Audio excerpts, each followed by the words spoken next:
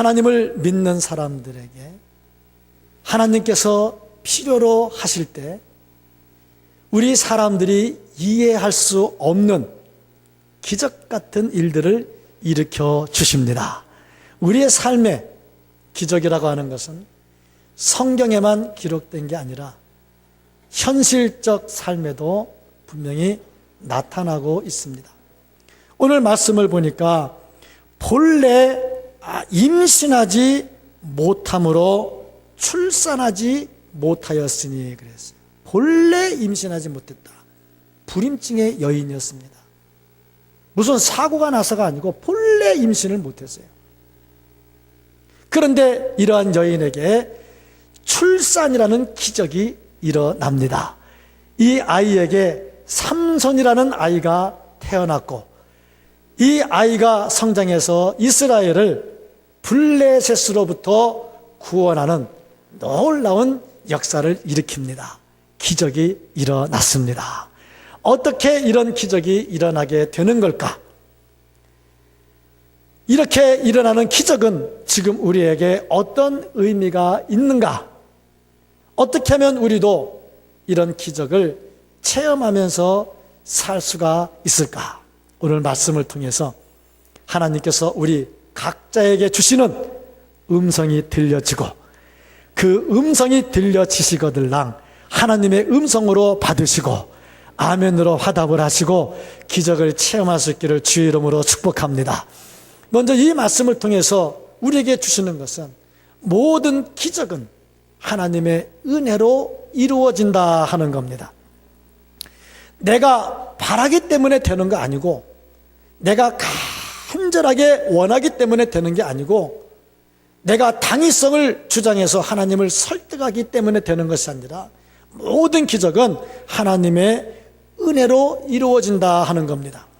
출애굽기 33장 19절 말씀을 보면은 여호와께서 이르시되 내가 내 모든 선한 것을 내 앞으로 지나가게 하고 여호와의 이름을 내 앞에 선포하리라. 나는 은혜 베풀 자에게 은혜를 베풀고 긍휼히 여길 자에게 긍휼을 베푸느니라. 주께서 은혜를 베풀 자에게 은혜를 베풀어 주시고 주께서 긍휼을 베풀 자에게 긍휼을 베풀어 주셔요. 그러니까 주께서 작정하시고 은혜를 베풀어 주시고 주께서 작정하시고 긍휼히 여길 때에 그 사람에게 기적들이 일어나게 된다는 사실입니다. 그런데 이스라엘 백성들을 보면 그렇게 하나님의 은혜를 받을 만한 일을 하지를 못했어요. 오늘 말씀 1절을 보면 이스라엘 자손이 다시 여호와의 목전에 악을 행하였으므로 그랬어요. 악을 행했어요. 악을 행하는 자에게 무슨 은혜가 필요하고 무슨 기적이 일어나겠습니까? 이스라엘의 모습을 보면 악을 행하는 자로서 하나님의 기적을 체험할 만한 자격이 없어요. 그런데 이 말씀을 보면 단순히 13장 1절의 말씀이 아니라 사사기서 전체에 흐르고 있는 내용입니다. 사사기서를 읽으면서 보면 이스라엘이 죄를 지었다. 하나님이 진노하셨다. 이스라엘이 회개했다. 하나님이 용서하셨다. 이게 사사기서에 계속 반복되고 있는 내용입니다. 이스라엘 백성들은 정말 하나님의 은혜를 받을 일을 하지를 못했어요. 그런데 그들에게 하나님의 은혜가 임했습니다. 이게 기적이라 이 말이에요. 이 사람들을 구원할 삼손이 태어나게 하셨다는 자체가 바로 기적이고 이 기적이 어떻게 임했느냐? 하나님의 은혜로 임했다 하는 겁니다. 삼손의 출생은 개인적으로 볼 때 마노아 가정에 본래 아이를 낳지 못하는 집안에 아이가 태어나는 기적이지만 공적으로 볼 때 죄로 인해서 하나님의 심판을 받은 이스라엘 백성들이 다시 구원을 받게 되는 놀라운 기적이 일어나게 되는 겁니다. 어떻게 이런 일이 일어났을까? 하나님께서 은혜를 베푸셨다. 그럼 뭐가 은혜냐? 뭐가 은혜냐? 하나님께서 그 죄인을 찾아온 자체가 이게 은혜입니다. 하나님은 거룩하기 때문에 죄와 함께하지 않아요. 그런데 악을 행한 이스라엘을 찾아왔다는 자체가 바로 이게 은혜가 되는 거죠. 은혜가 뭐냐? 은혜라고 하는 것은 내가 받을 자격이 없는데 받는 게 은혜입니다. 이스라엘 백성들은 지금 받을 자격이 없어요. 근데 받고 있어요. 어떻게 받았느냐? 하나님께서 찾아오셨기 때문에 이 일이 이루어지는 것이요. 은혜를 베푸시는 하나님이 찾아오신다 하는 거죠. 예수님을 이 땅에 보내신 거, 우리가 받을 수 있는 은혜 가운데 최고의 은혜고, 기적 가운데 최고의 기적이 예수님께서 이 땅에 오신 겁니다. 하나님이 사람의 몸을 입고 이 땅에 오신 거, 이거보다 더 큰 기적이 어디에 있습니까? 굉장한 기적이죠. 마노아에게 하나님이 찾아오셔요. 천사의 모습으로 찾아오셔요. 그래서 본래 아이 낳지 못하는 이 가정에 아이가 출생하게 되지요. 찾아오는 것은 은혜고, 은혜는 찾아오는 것이고, 찾아오셔야 기적이 일어나게 되는 것이죠. 하나님께서 인간의 몸을 입고 이 땅에 찾아오는 것, 이것보다 더 큰 기적이 어디에 있겠느냐? 오늘 말씀을 다 읽지는 않았습니다만은 18절 말씀을 보면 물어봐요. 이름이 뭡니까? 그때 대답하기를 내 이름은 기묘자다, 기이한 자다 하고 대답을 해요. 이 말씀은 이사야 선지자가 어디에서 사용한 말이냐면 앞으로 태어날 메시아에 대해서 사용한 말입니다. 그러니까 마노아에게 나타났던 그가 누구냐? 하나님인 거죠. 이 땅에 성육신하실 예수 그리스도께서 나타나신 것이죠. 기이자, 기묘자, 원더풀, 정말 놀랍다. 그러니까 마노아에게 하나님께서 임재하신 것은 굉장한 기적입니다. 예수님께서 이 땅에 우리의 죄를 사하시려고 오셨는데 우리가 보내달라고 간구한 것도 아니고 그저 하나님께서 세상을 이처럼 사랑하셔서 당신이 인간의 몸을 입고 이 땅에 찾아오십니다. 이것이 은혜고 이것이 기적입니다. 그러니까 성탄절은 굉장히 기쁜 날이고 축복의 날이고 우리가 기적을 체험하는 날입니다. 이 성탄절이 즐거울 수밖에 없고 감사할 수밖에 없는 거죠. 마누아를 찾아오시고 2000년 전에 이 땅에 인간의 몸을 입고 찾아오신 하나님의 은혜가 오늘 이 시대에 우리에게 임할 수 있기를 주의 이름으로 축복합니다. 아울러서 하나님의 놀라운 기적을 체험하려면 우리가 거룩한 삶, 구별된 삶을 살아야 된다는 겁니다. 하나님은 거룩한 자, 구별된 삶을 사는 자에게 놀라운 기적을 일으키십니다. 왜냐하면 하나님은 거룩하시니까 죄와 함께하지를 않거든요. 기적을 행할 때도 거룩하게 구별된 자를 통해서 기적을 행하셔요. 한 가지 이상한 것은 지금 이스라엘 백성들을 찾아오실 때 이스라엘의 모습은 조금 전에 1절에서 봤던 것처럼 악을 행했단 말이죠. 근데 왜 악을 행하는 이스라엘을 찾아오셨는가? 참 이해가 안 가는 부분이에요. 로마서 5장 20절 말씀을 보면 율법이 들어온 것은 범죄를 더하게 하려 함이라. 그러나 죄가 더한 곳에 은혜가 더욱 넘쳤나니 그랬어요. 죄가 있는 곳에 그것도 더 있는 것에 은혜가 더 넘쳤다. 그렇게 말을 하고 있습니다. 이 말을 잘못 해석을 해서 그러면 은혜를 많이 받으려면 죄를 많이 지어야 되겠구나, 그렇게 생각하는 사람이 있다면 그 사람은 나쁜 사람. 이 말씀은 비록 우리가 죄를 지었지만 찾아오는 것은 하나님의 은혜라는 거하고, 내가 죄를 더 많이 지었기 때문에 더 많은 죄를 덮으려면 하나님의 은혜가 더 많이 필요하다는 것이죠. 우리가 죄를 안 지을 수는 없어요. 그러나 이 죄 때문에, 이 죄를 그냥 가지고 있다면 죄 때문에 하나님의 은혜가 우리에게 기적으로 나타나지를 않아요. 어떻게 되느냐? 이걸 회개해야죠. 철저하게 회개해야죠. 하나님께서 이스라엘 백성들이 죄를 지을 때 왜 이방 사람들을 세워가지고 이스라엘 사람들을 못 살게 굴었습니까? 이유는 그래야 죄를 뉘우치고 회개하니까, 회개해야 거룩하게 되니까. 그래서 하나님께서 이스라엘을 자꾸 괴롭혔던 것이죠. 이스라엘 백성들이 죄를 회개하기를 하나님은 원하시고, 회개할 때 하나님은 그들에게 역사를 일으키십니다. 여호수아 3장 5절 말씀을 보면, 너희는 자신을 성결하게 하라.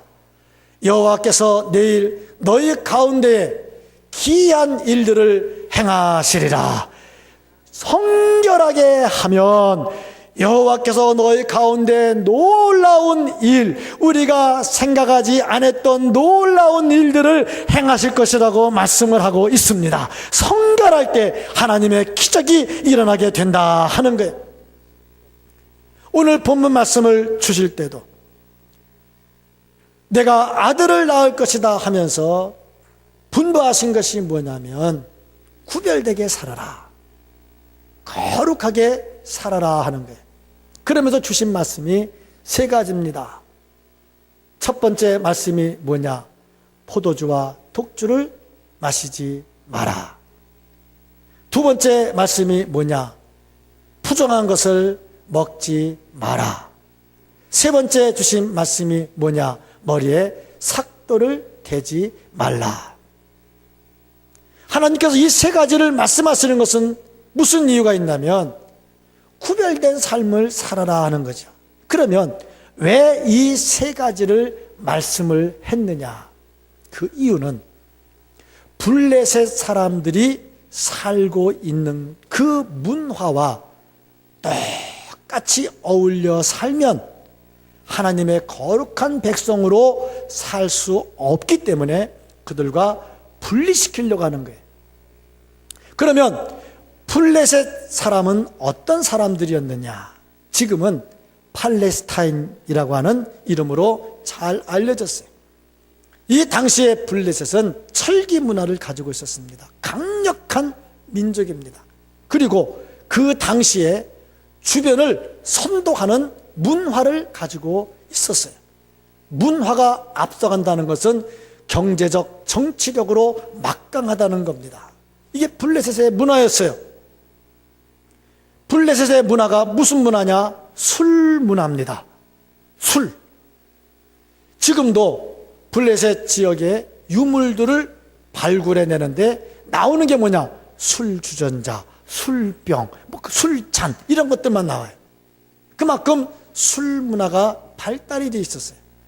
아울러서 그들이 술만 먹을 뿐 아니라 이스라엘과 같이 어울려 지내면서 이스라엘을 못 살게 굴기보다는 같이 잘 지내자고, 같이 먹고 마시자고, 그리고 결혼도 같이 하자고 융화 정책을 썼어요.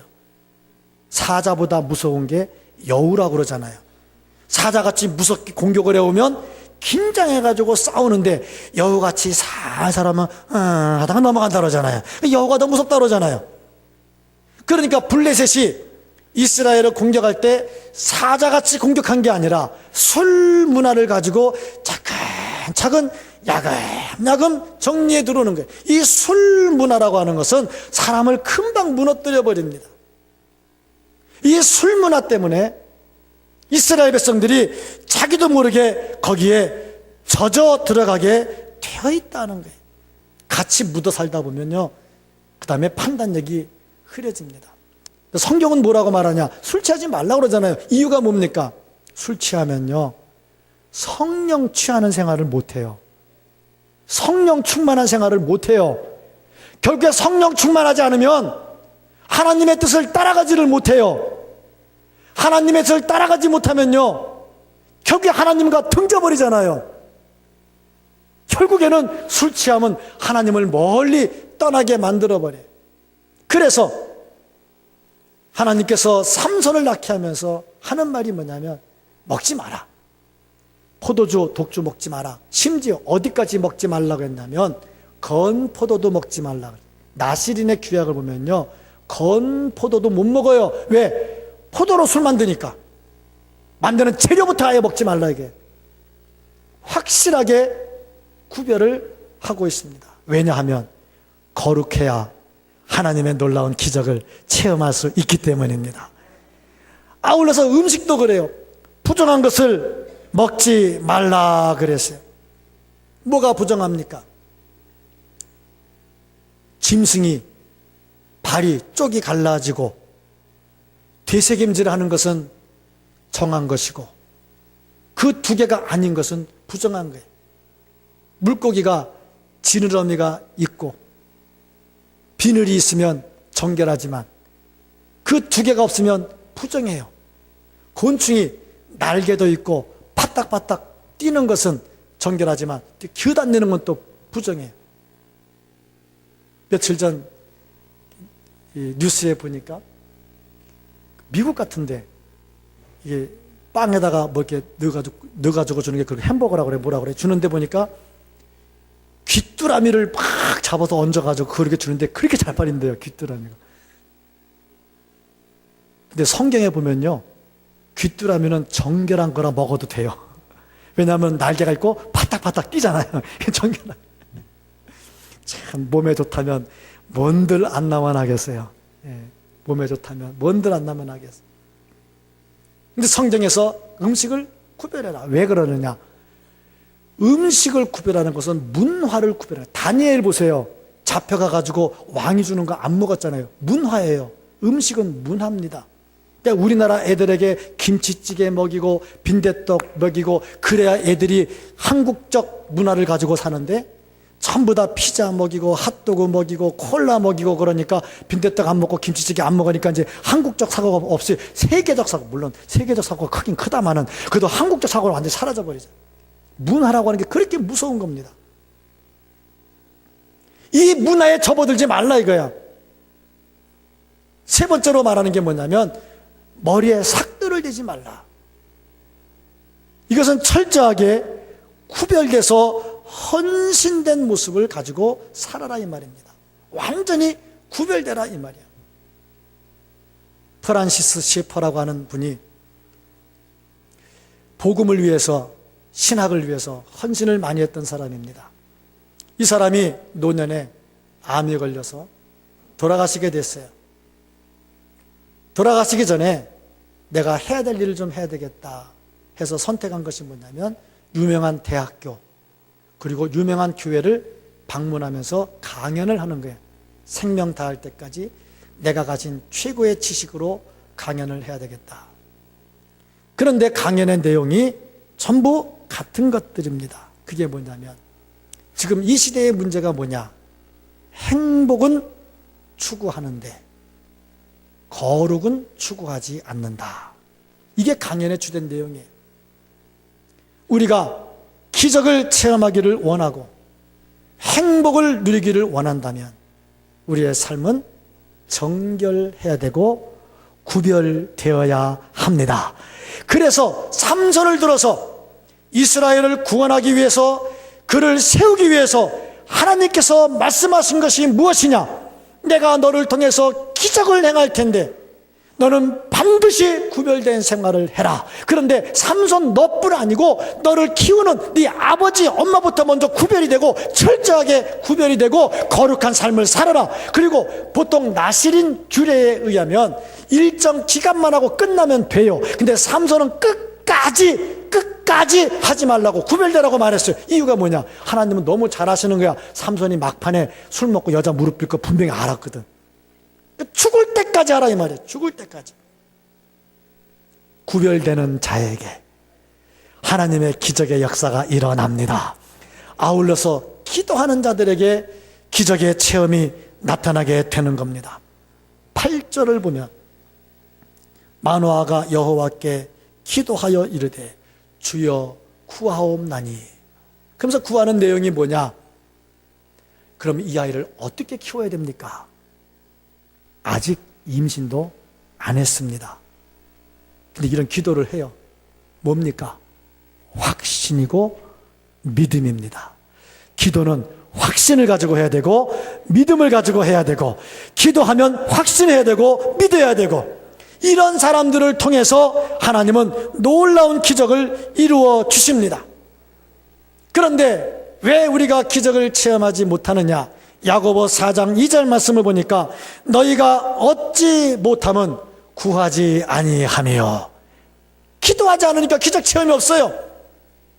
또 왜 안 되느냐? 야고보 4장 3절 보니까 구하여도 받지 못하면 정욕으로 쓰려고 잘못 구함이니라. 정욕으로 쓰려고 내 욕심을 가지고 구해요.